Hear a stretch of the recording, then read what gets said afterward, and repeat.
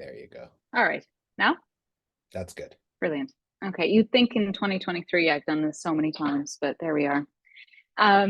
So I've already introduced Jean-Francois and myself, but we also have Jasmine, who's the project manager, Ignacio, who's the research coordinator, and Steve Farber, who's the main leader here today to help with any of the questions you might have. Just to give a bit of context, this is part of the Mobilizing Justice broader project, which is a multidisciplinary, multi-sector 5-year national partnership addressing transport inequities in Canada through research and knowledge mobilization. And the case studies are part of theme 1, which is the prioritizing populations aspect of this project. And the focus here is on the needs and aspirations of people who are historically underserved by transportation systems. And there's 3 main activities in theme 1. There's a systematic review of literature on unmet travel needs. There's a development of a national atlas of neighborhoods that haven't been provided transport resources. And then there's the case studies, these mixed method case studies to identify the needs of populations that are underserved. And this is what this funding call is for. I don't want to repeat what's already in the document that everybody's seen too much, but just to flag some of the basic things that are there, there's going to be 4 proposals awarded for $15,000. There's a list of eligible expenses following the University of Toronto documentation. The deadline is in 1 month on October 20th, and we plan to announce the winners on December 15th. Funds can be distributed between early 2024 and early 2025, but they have to be used by the 31st of August, 2026. And the goal, of course, is to provide a deeper understanding of transport poverty amongst populations that are hard to reach. And these stronger proposals will focus on equity issues for people who might not participate in the national survey. And this is a survey as another activity led by Mobilizing Justice. You can read more about it on the website. So here we're thinking of people with disabilities, non-native speakers, lots and lots of different options here for populations that often don't participate in surveys. And stronger proposals will also be in collaboration with community partners. I will say that we're hoping for a wide range of geographies, methodological approaches, theoretical frames. We want here a diversity of topics. So there's some topics that are already covered in other MJ working groups. We're going to try to prioritize a diversity of topics so that we're not replicating work that's already being done. And the selection committee will be myself and Jean-Francois, the theme 1 leads, as well as a member of theme 2, which is transportation modes, and a member of the Community and Equity Advisory Table of Mobilizing Justice. Eligibility is something we've gotten some emails about, so I'm just going to note that international applicants are welcome if they focus on Canada, but they do need to have a Canadian researcher involved just because the logistics of transferring funds to international institutions can result in high overheads. So there's going to need to be a bit of flexibility with that. And there'll also be priority for faculty-led projects, but we want to be flexible here. Student-led projects and community partners are also eligible if there's evidence that there's research that's been done in the past, and as long as they meet those criteria in terms of deliverables. I'm going to mention this because there was this confusion on the application, the original one. It has been fixed, but the application, we want it to be short, only a 1,000-word proposal. But we had accidentally put the CVs and budget and letters of support in that 1,000 words. Those can be separate because that's very hard to fit in 1,000 words, even if you write very concisely. And I'll just end by saying that the deliverables are a brief 5-page report on your findings and presenting this work at the Mobilizing Justice workshop expected to take place in 2026. We also, of course, encourage people to contribute to scholarly literature as well, but that's not an official deliverable. So that is my lightning fast overview of what we're looking for, but I'd be very happy and hope that we can spend as much time as it needs to answer any questions people might have about the funding call and anything you like, logistics, focus, whatever questions you might have.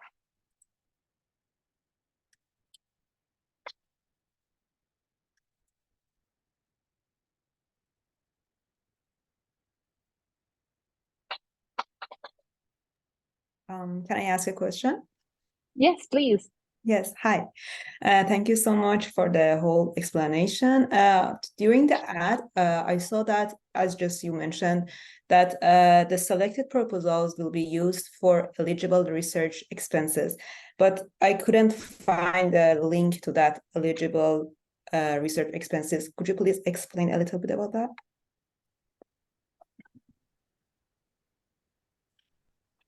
I can put the link in the chat. Cool, that would be perfect. Thank you.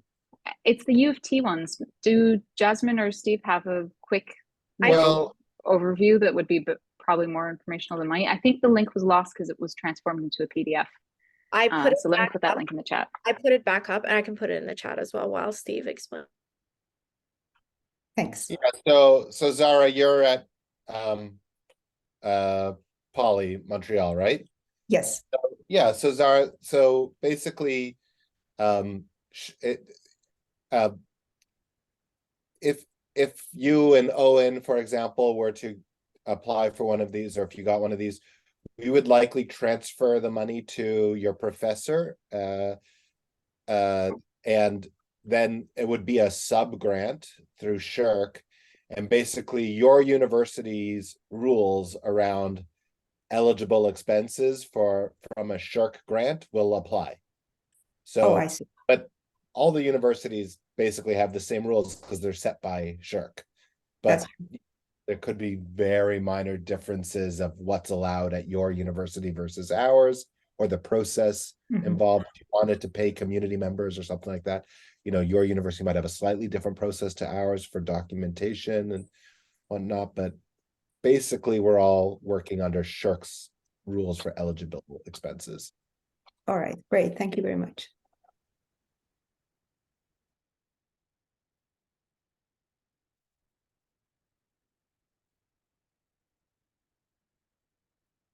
So Sarah asks in the chat, can you explain the eligible candidates for the case studies? You mentioned that faculty-led is preferred. Are private consultants able to apply an association of community or municipal partners, or is this exclusive to educational research? I think the goal here is to be flexible. Lots of great work happens by community partners.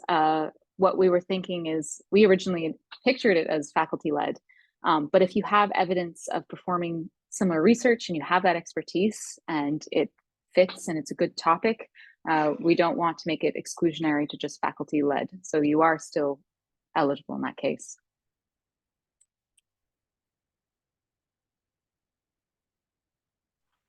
On that note, if it's more of a community project, does that affect the eligible expenses? That's a good question. That's like in the logistics. It would probably still follow a SSHRC framework.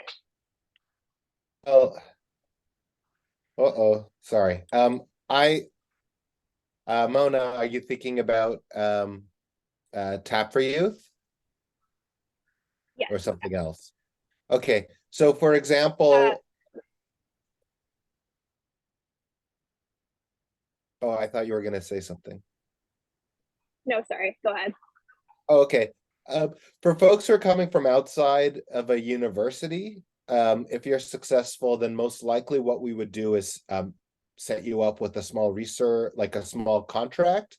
So your organization or your personal business or your yourself, you would maybe bill University of Toronto for research services, and we can pay out an invoice that way.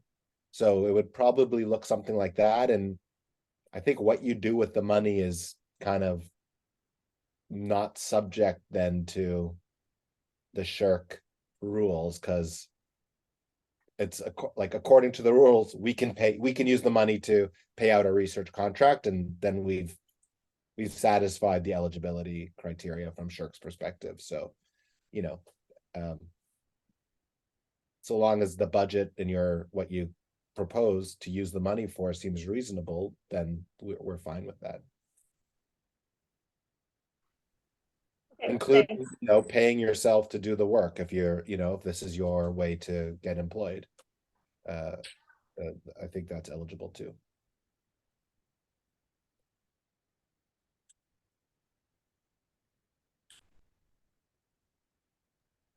I have a couple things for you guys, if I may. Please. So first, I'm just curious if my assumption is that your approach to, you know, a case study is fairly flexible, because I'm just thinking that in some fields, what constitutes case studies, it can be strict, like a sociologist might pick it apart. But I think here you're just looking for a specific study on a population. Am I okay? Yeah. And secondly, and maybe I missed this or you covered it. Are there any requirements with respect to team composition for this? Not that I'm aware of. Okay. No. That's it. Thank you.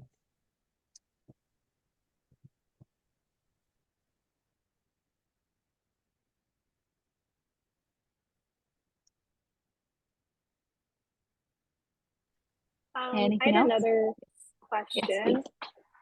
please. Can this grant be used for a smaller part of a larger project if the part it's used to fund is finished by, I think it's 2026 was the deadline?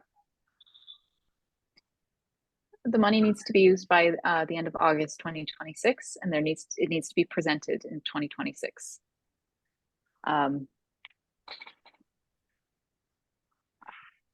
I would say yes. If there's a clear case study, I can picture, you know, in the academic setting, this case study is a part of their PhD project, but it's still its own project on its own, as long as it fits the other criteria. I think that would be eligible. See some nodding heads, so we'll take that as consensus. Yeah, it's great. I mean, if this is tagging on to an existing initiative and because of that, there's access to a community or a set of knowledge that you're bringing, you know, to bear to create the report, then I think that's an asset. And I would advise that you don't write it as the funding's going to the general budget of this bigger initiative. Like, you know, if you're asking for this money, it's to pay to do this work. It's not as a contribution to the bigger thing with a side deliverable to us, right? But if you can make that clear in your proposal, I think that's fine. But I will say, Mona, in terms of funding, the date that was presented by Leah, the funding will expire on that date, so you won't be able to access the money. It's just how the research office operates. So once we set a window after that time, that money can't be accessed anymore. So in terms of funding, that's where it would expire. Okay, good to know.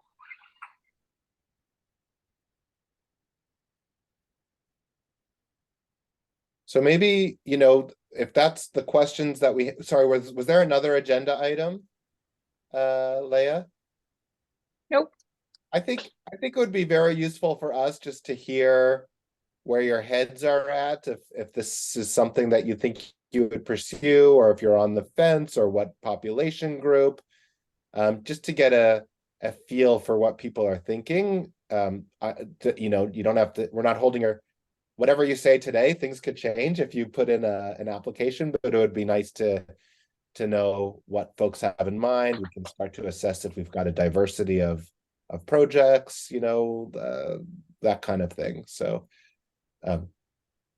also just be interesting for everyone here who does this kind of work to know what others are doing. So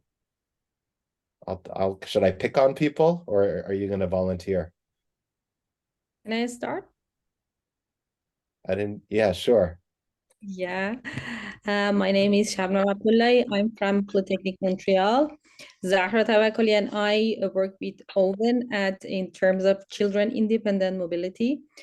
I work at traffic danger part, and my colleague Zahra work at accessibility part. So we decided to have some kinds of proposal in combination of these two. Fantastic. Great.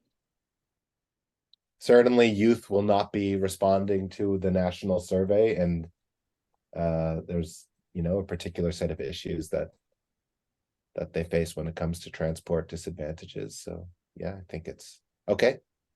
It's actually not my job to comment on all of your ideas. I'll let you know if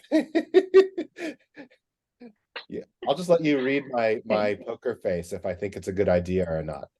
Tim? Well, you're not on the selection committee, so you can provide your comments. That's true. Thank you for But those of us who are won't say anything. We'll keep our poker faces. I'm an external advisor to the selection committee. That's all.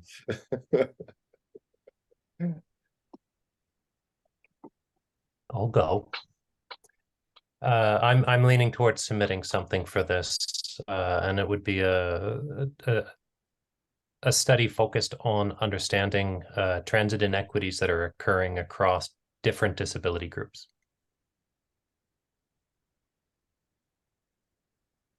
Great. I mean, thank you for sharing. Nice. I can jump in. My name is Sharon Lewinson. I'm the CEO of a company called RideShark that provides a unified mobility platform to organizations and cities and institutions. So looking potentially either ourselves or with one of our customers that launch programs in a city to actually use, because we collect an incredible amount of data, to use that data to look at the different populations using it, what travel modes they're using it, why, when. I don't know exactly who would submit, because most of our customers are not researchers, right? They're transportation people or real estate kind of people, but the data that we collect is pretty powerful if it can be put in the right hands of people that can analyze it.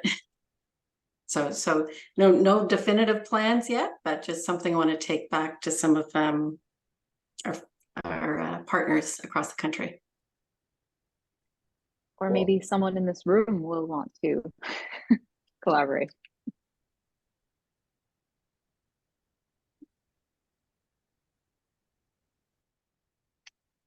Anyone else? And Sarah had asked a question, so she must have something cooking. I wondered if I'd get called on. Oh, yeah. We're still figuring out our interests, and as a team here, we work for a consulting firm, but we would probably collaborate with a community partner and look at transit and inequities in some of our rural municipality partners where there's a lot of challenge with, getting people around, but also we also have a big immigration in Manitoba here. So it would probably be in relation to that, but we're still figuring out our capacity and our partnership levels. Okay. And Sarah, do you mind sharing which firm you're with, or Urban Systems? Urban Systems. Okay. All right. And now you don't have to call on me because I'm with Sarah. Oh, you escaped. Okay. And I guess Aaron is with Sarah too? Yeah. Oh, really? Oh, okay. Well, I know someone who's not with Sarah. I know Lisa's not with Sarah. Lisa, what are you thinking? Hello. I have worked with MJ a while ago during the pandemic. So I was just curious. I am currently working on social exclusion and the effect of the Montreal 76 Olympics. So I'm trying to see how I could connect that to the work. I'm just thinking so far. I don't know if I'm gonna apply, honestly, but I'll see. Okay, thanks for coming, and good to see you again. Yeah, good to see you. Well, remind us what you worked on. You worked on the COVID, the COVID and equity, and the effect of COVID on accessibility to transportation in Canada. Yeah, and you're still Matt Palm and Hannah. Yeah, are you still here in Toronto? Or have you moved to a different? No, I'm still here. I was in Montreal for 2 weeks. You're still at U of T. Okay. Yes, I'm still at U of T. Mm-hmm. Okay, great. Thanks. And Paramita?